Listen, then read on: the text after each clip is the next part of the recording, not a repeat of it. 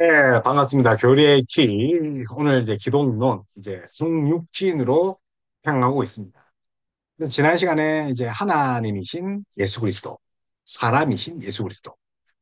우리 이제 뭐 니케아 공회라든지 뭐 갈케도 여러 가지 회의에서 하나님은, 예수님은 하나님이시자 사람이다.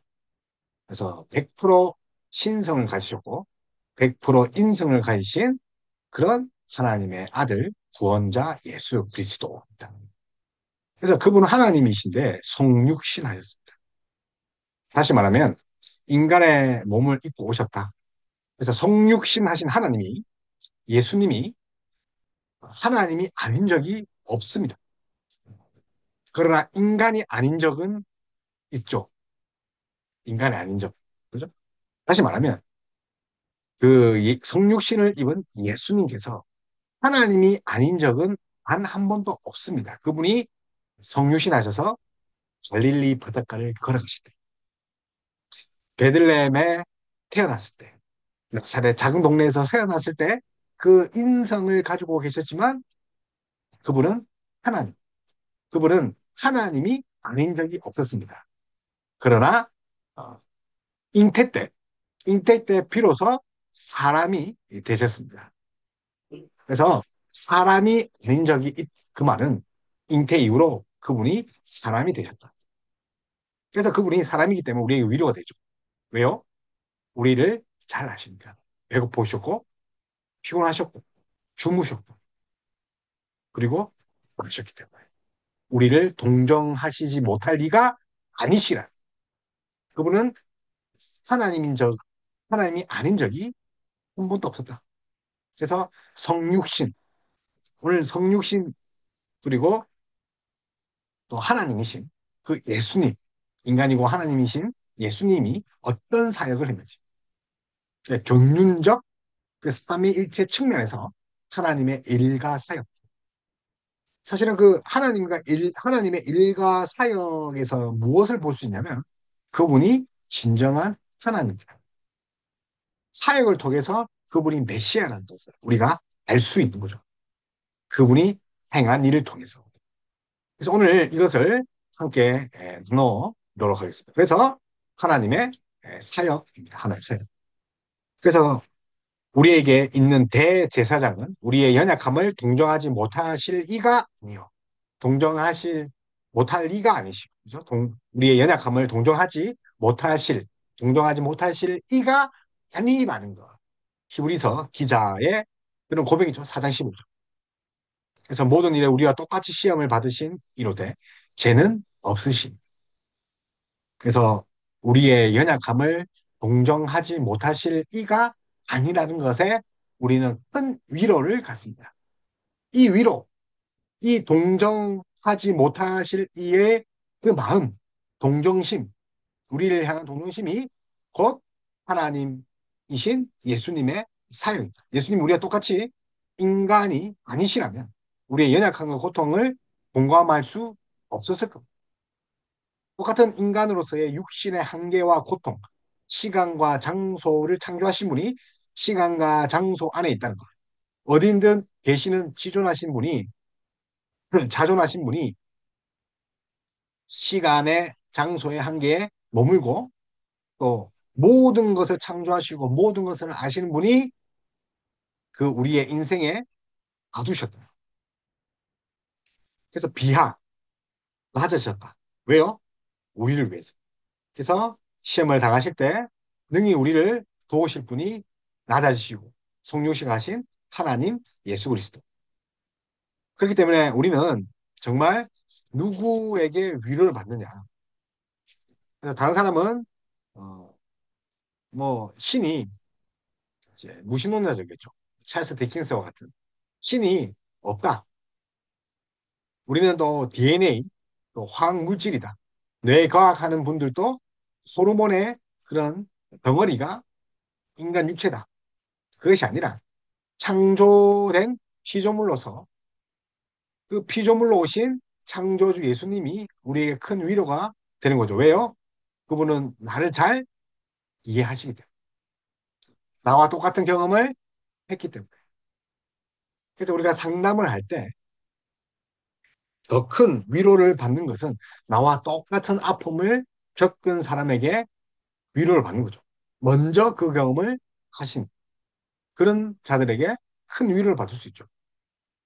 예를 들어서 또 우리가 공부를 가르칠 때 먼저 그 분야에 뛰어난 학문과 또 경험을 가진 분에게 배우지 않습니다. 그래야지 배움이 되고 그 배움의 위로가 되는 거죠. 마찬가지로 예수님도 그 만약에 인간이 가진 그 경험도 가지고 계시지만 그것만 아니라 그냥 인간의 경험으로만 불과하다면 그만큼 위로가 되지 않죠. 그런 인간에게도 받을 수 있는 거죠. 그러나 그분이 뭡니죠? 하나님이죠. 그래서 우리의 구원자가 되시는 그 예수님, 그 인간에 불과하지 않고 그분이 하나님이기 때문에 그분이 우리의 위로자이지 동시에 구원자가 될 수 있죠. 그래서 우리가 죄로 상실한 모든 것을 근원적으로 회복시킬 분이 바로 구원자죠. 그래서 죄로 잃어버렸던 그런 에덴의 낙원, 신락원이 되어버렸죠. 낙원, 죄로 잃어버렸던 하나님의 형상, 죄로 잃어버렸던 하나님과의 관계, 죄로 잃어버렸던 하나님의 언약, 약속, 이 모든 것들을 회복시킬 수 있는 분이 바로 예수님이죠. 그런 차원에서 사역이 일어난 거죠. 언약의 성취, 그리고 우리를 끝까지 이끌어 가신 그분은 우리와 똑같은 인간인 동시에 죄가 없으십니다. 그분은 하나님의 본체시고 영광의 본체시고 하나님과 동등하십니다. 너희 안에 이 마음을 품으라 곧 그리스도 예수의 마음이니 그는 근본 하나님의 본체시나 하나님과 동등됨을 취할 것으로 여기지 아니하시고 오히려 자기를 비워 종의 형체를 가지사 사람과 같이 되셨고 사람의 모양으로 나타나사 자기를 낮추시고 죽기까지 복종하셨으니 곧 십자가의 죽으심이라. 빌립보서 2장 5절에서 8절 말씀. 그래서 그분이 진정 우리의 위로자뿐만 아니라 더 넘어서 구원자 되죠. 하나님과 동등하신 분, 경배를 받으시기에 합당하신 분, 그럼에도 우리와 똑같이 아파하시고 경험하시고 인간이 되셨죠. 그래서 우리는 하나님과 동등한 본체가 되신 하나님의 아들이 우리와 똑같은 연약함과 또 우리의 뭐 성정을 지닌 인간이 되셨다는 것은 기독교의 위대한 그 진리고 신비입니다. 성육신을 통해 우리는 하나님의 사랑이 얼마나 무한하며 구체적인가를 봅니다. 그래서 인간이 감히 가까이 할 수 없고 높고 영광스러운 그 창조주 하나님이 연약한 인간의 몸을 입고 그리고 낮아지셔서 또 그분의 높음과 낮아짐의 차이만큼 엄청난 사랑을 우리에게 주셨다. 그, 그 부모가 아이에게 대화를 하려면 아이의 눈높이에 맞춰서 무릎을 꿇어야 되죠. 아니면 엎드려야 될까? 마찬가지로 우리의 눈높이에 맞게 인간이 되셨다. 그래서 제가 눈높이 학습이라고 하잖아요. 하나님은 계시하시되 우리에게 낮추셔서 우리의 눈높이에 맞춰서 주셨다라고 제가 그렇게 늘 이야기합니다. 그래서 비록 그 연약한 그 인간의 몸을 잃고 실패하고 깨어지기 쉬운 그런 존재임에도 얼마나 존엄한 존재인지를 우리가 잘 알아야 됩니다. 그래서 한 인간으로서의 예수님은 우리가 회복되어야 할 하나님의 형상이 어떤 모습인지를 보여주고 있어요. 그래서 이 하나님의 형상 그 모습은 거듭난 사람에게 하나입니다. 거듭나지 않으면 예수님을 율법 선생, 도덕 선생으로 본다는 거죠. 그런데 우리가 거듭난 우리에게는 예수님이 우리가 회복할 하나님의 형상의 모습이다. 기억하셔야 됩니다. 그래서 예수님처럼 인간의 존엄함을 분명하게 우리가 회복하고 드러내야 한다는 거죠. 그렇기 때문에 우리가 기독론을 배우고 있지 않습니다. 그래서 그분이 메시아라죠. 구원자죠. 구원자가 예수님 하신 일이 보면 그분이 메시아라는 걸 알죠. 행하신 축사, 치유, 죽기, 치유 그런 사역들. 뭘 말합니까? 하나님이란 회복이죠. 구원이죠. 그래서 그분이 구주, 하회, 하해, 그리고 영생의 주 대신.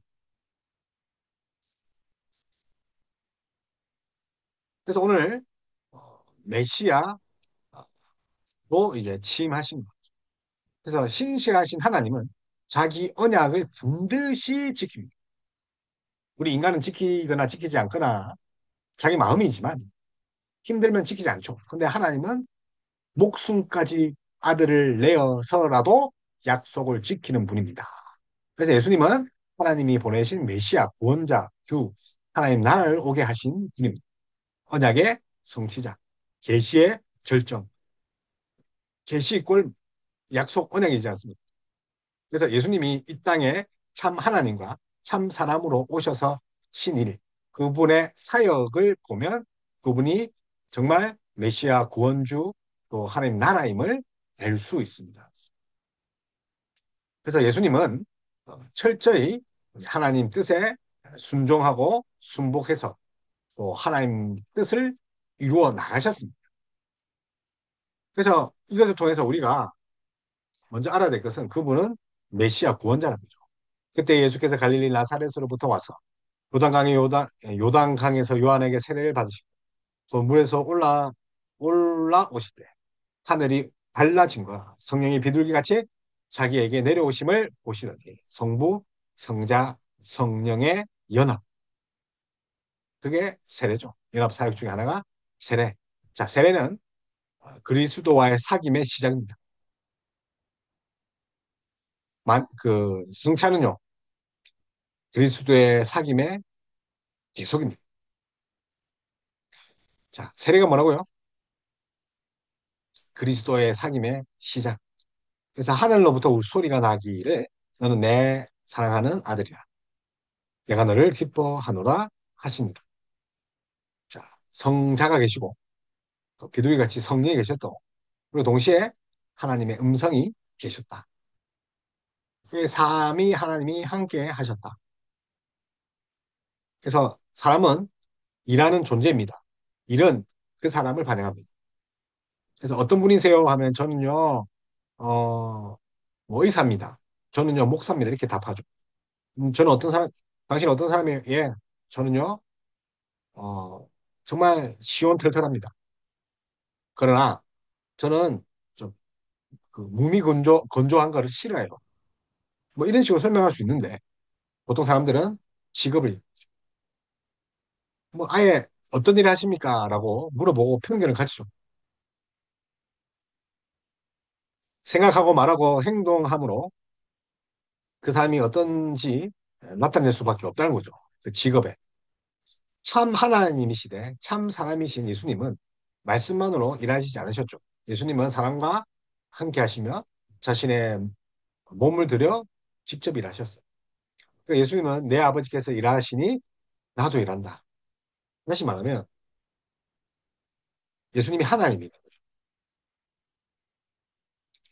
그래서 예수님은 그 하시는 일을 통해서 자신 누구인가를 보여주십니다. 하나님의 어떤 분이신지를 보여주시고 자신이 어떤 존재인가를 보여주십니다. 하나님과 같은 일을 하시니 그분은 하나님이십니다. 일과 인격, 다시 말하면 인격과 사역, 인격과 사역을 복음입니다. 복음은 예수님의 인격과 사역, 온전히 일치하는 삶을 사셨습니다. 예수님은 아버지께로부터 받은 사명을 한시도 잊지 않으셨습니다. 예수님은 일하심으로 하나님의 뜻을 온전히 이루셨습니다.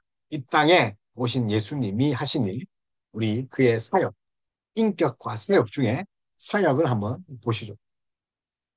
그래서 예수님의 취임사, 우리 마가복음 1장 9절에서 1장 9절에서 11절 말씀, 예수님이 세례 받을 때 삼위 하나님, 특히 하나님의 연설 부분이죠. 내 사랑하는 아들이. 그래서 예수님이 누구신가? 예수님의 인격에 관해서 공부했죠. 인격. 예수님 누구신가? 인격과 사역. 이번에는요, 사역입니다. 펄슨 대 웍. 그러니까 인격과 사역. 다시 복음을 인격과 사역이라는데 예수님의 인격과 사역. 오늘은 사역적 측면이죠. 근데 예수님 어떤 분인가를 더욱더 드러낸다. 예수님은 메시아 사역을 시작하시면서 안식일에 나사렛에 해당에 들어가 이사야서를 펴서 읽으셨습니다. 그 내용이 누가복음에 기록되어 있죠.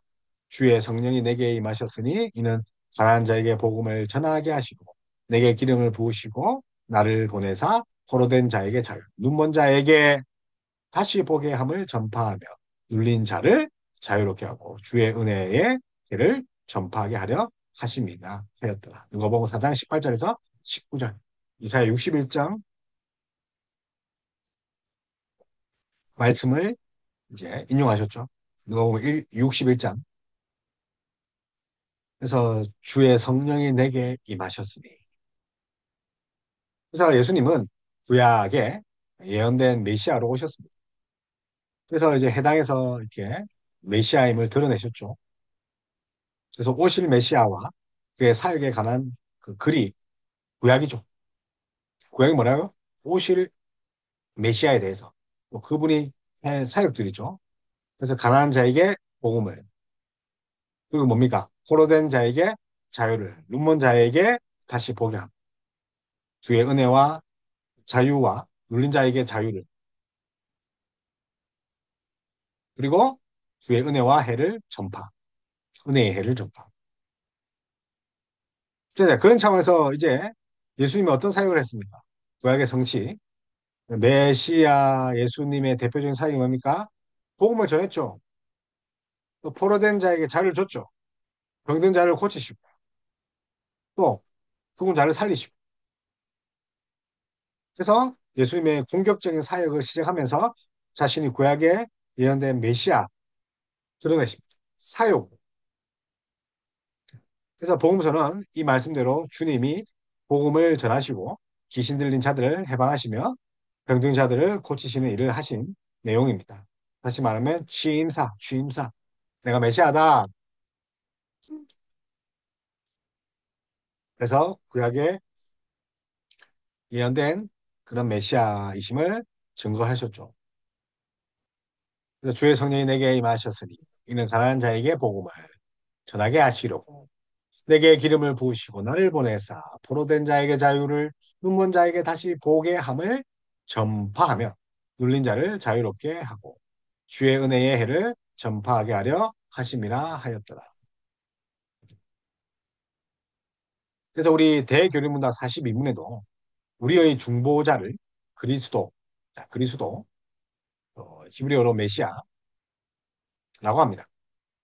그분이 성령으로 한량없이 기름 부음을 받으심으로 성별되시고 모든 권세와 능력을 충만히 부여받으시고 자기의 낮아지심과 높아지심의 상태에서 동시에 자기의 교회를 위한 선지자와 제사장, 왕, 이 예수님의 세 직분이죠.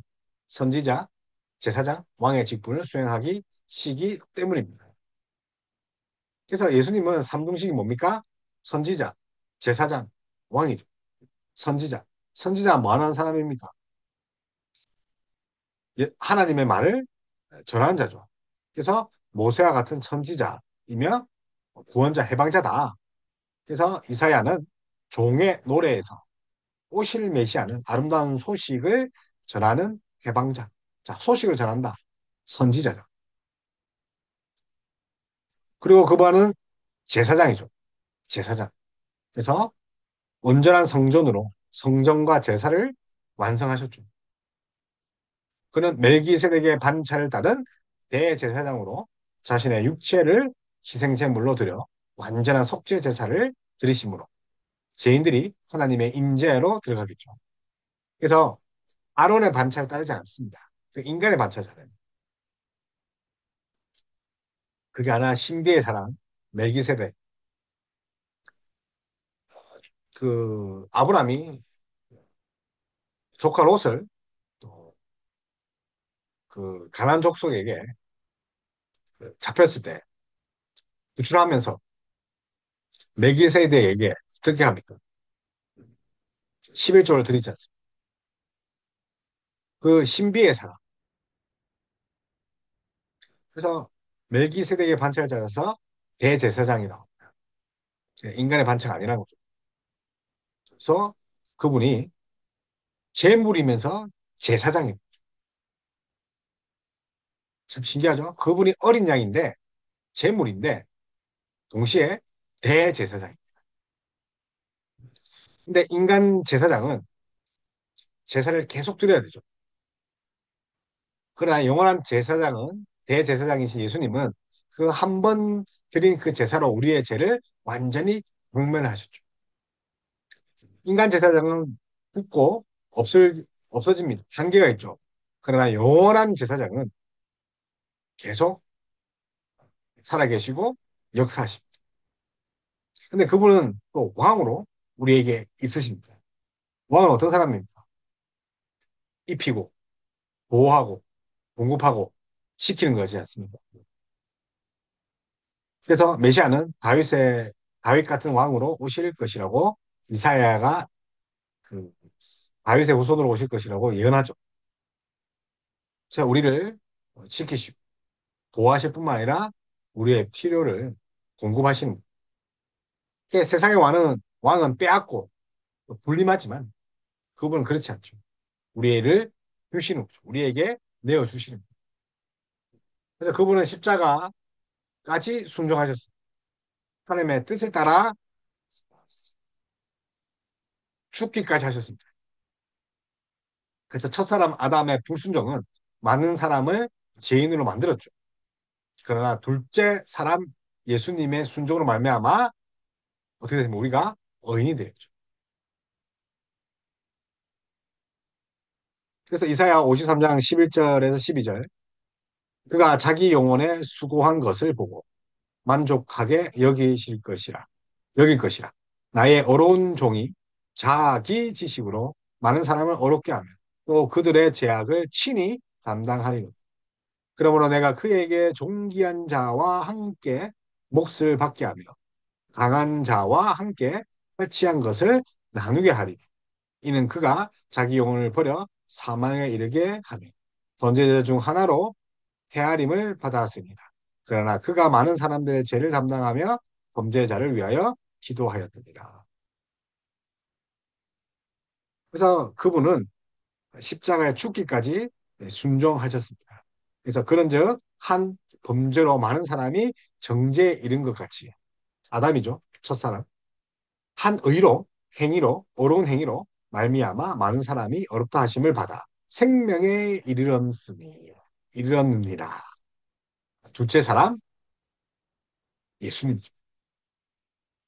그래서 그분이 한 사람이 순종하지 아니함으로 많은 사람이 죄인이 된 것 같이 한 사람이 순종하심으로 많은 사람이 의인이 돼. 그래서 예수님은 섬기는 자리에 오셔서 우리를 의인이 되게 섬기셨어요. 그래서 예수님은 섬김을 받는 자가 아니라 섬기는 자로 오셨죠. 예수님은 아버지 하나님께 순종하심으로 섬기실 뿐만 아니라 지금 우리를 위해 일하십니다. 중보자로 섬기십니다. 예수께서 대답하여 이르시되 이제 허락하라. 우리가 이와 같이 하여 모든 의를 이루는 것이 합당하니라 하시니 이에 요한이 허락하는지라. 세례를 베풀었죠. 근데 그 세례가 어떤 세례입니까? 감히 죄 없으신 그 예수님이 세례를 받음으로써 죄인의 자리에 쓰셨습니다. 그것이 섬김이죠. 세례는 무슨 의미라고요? 죄가 있다는 것이 아니라 죄인의 자리에 쓴 것이다. 그래서 인자가 온 것은 섬김을 받으려 함이 아니라 도리어 섬기려 하고 자기 목숨을 많은 사람들의 대속물로 주려 합니다. 이 대속자가 대속물인데 결국 대제사장이죠. 그래서 예수님은 메시아 사역을 시작하며 이사야 말씀을 읽으셨죠. 회당에서. 그래서 그것을 침사라고 했습니다. 침사. 그래서 예수님은 구약에서 예언된 메시아로 오셨습니다. 메시아, 메시아, 그리스도. 그래서 주의 성령이 내게 임하셨으니 이는 가난한 자에게 복음을 전하게 하시려 내게 기름을 부으시고 나를 보내사 물어낸 자에게 자유를 눈먼 자에게 다시 보내 보게 함을 전파하며 눌린 자를 자유롭게 하고 주의 은혜의 해를 전파하게 하려 하십니다. 이사 61장 1절에서 2절 말씀을 인용하여서 그분이 구약의 그, 메, 그 예언된 오신 메시아다. 그래서 메시아는 가난한 자에게 복음을 전하고 포로된 자에게 자유를, 병든 자에게 치유를, 또 복음을 전하고 귀신들을 해방시키고 그런 사역들을 성취하신 분이다. 그래서 이사야 선지자는 언젠가 하나님께서 이런 분을 보내실 것이다. 그분이 오시면 어떤 일이 일어날 것이다. 예언을 했는데 이 모든 것이 뭡니까? 그분이죠. 그래서 세례요한도 그걸 보니까 이사야 말이 생각나죠? 오실 그이가 당신입니까? 오실 그이가 당신입니까? 그러니까 예수님 뭐 합니까? 뭐라고 이야기합니까? 맞아. 라고 한 것이 아니라 내가 이사야 말씀하시면서 내가 행한 일들을 보라는 거죠. 말할 필요 없다는 거죠. 그래서 선지자, 제사장, 왕의 직분을 가지십니다. 선지자 무엇입니까? 하나님으로부터 받은 말씀을 전하는 거죠. 선지자들, 하나님 말씀 전이죠. 우리 선지서 보세요. 소선지서, 대선지서 보니까 요나도 니누에 가잖아요. 적진 한가운데 가잖아요. 아니, 자기 어머니, 아버지를 죽인 자들의 나라에 가서 구원을, 심판을 외치러 간다니까요. 하나님 말씀 전한다니까요. 이게 말씀의 사역이죠. 제사장은요. 죄인을 대표하여 하나님께 나아가 죄인을 위하여 기도하는 사람이죠. 예수님은 죄 없는 제사장이죠. 대제사장. 근데 그분이 제물이 되셨어요. 영남번 제사를 드려서 우리의 죄를 말끔하게 없었다. 그분이 제물이자 대제사장이죠. 왕이십니다. 그래서 백성을 공의로 다스립니다. 근데 어떤 백성이요? 자기 백성이죠. 백성을 위하여 싸우고 대적하고 통치하고 다스리고 지킵니다. 예수님은 죽음과 싸우기 위해 공의로 자기 백성과 온 세상을 다스리는 왕이십니다. 그래서 그분이 이 삼중직으로 또 십자가 같이 지셨고 또 섬기는 자리까지 내려가셨죠. 그래서 아버지 하나님께 순종하심으로 십자가를 지셨습니다. 첫 사람은 불순종으로 죄밖에 짓지 않았지만 둘째 사람 예수님은 순종함으로 우리를 죄인이 아닌 의인으로 만드셨습니다. 그런데 유대인들, 그리스도인들 말고 아직도 메시아, 그리스도를 기다립니다. 그래서 예수님을 메시아로 인정하지 않습니다. 지금까지 메시아를 자처하는 수많은 사람도 있었습니다. 그들은 주로 정치적 메시아, 무력으로 세계를 정복하는 메시아. 그러나 오직 예수님만이 섬기는 순종의 메시아죠.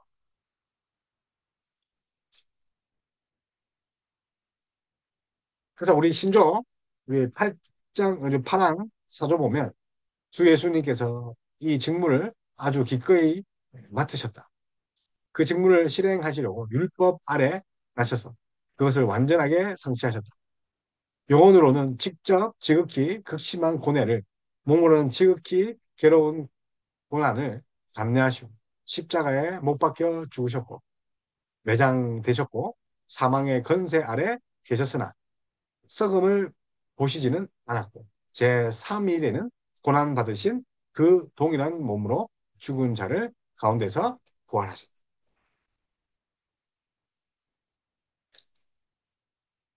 그래서 예수님의 취임사, 포로된 자에게 자유를 주고 갇힌 자에게 눌린 자에게 또 자유를, 병든 자에게 또 치유함을, 눈먼 자에게 보게 하시는 그런 사역들이 메시아, 왕, 제사장, 그리고 선지자. 그래서 우리가 포로된 자였지 않습니까? 눈먼 자였지 않습니까? 병든 자였지 않습니까? 근데 예수님을 인해서 우리가 해방되고 치료되는 그런 구원받은 것입니다. 그래서 오직 그리스도는 살아계신 하나님의 아들이시고 나의 메시아, 나의 구주라는 거 고백하는 오늘 하루 됐으면 좋겠습니다.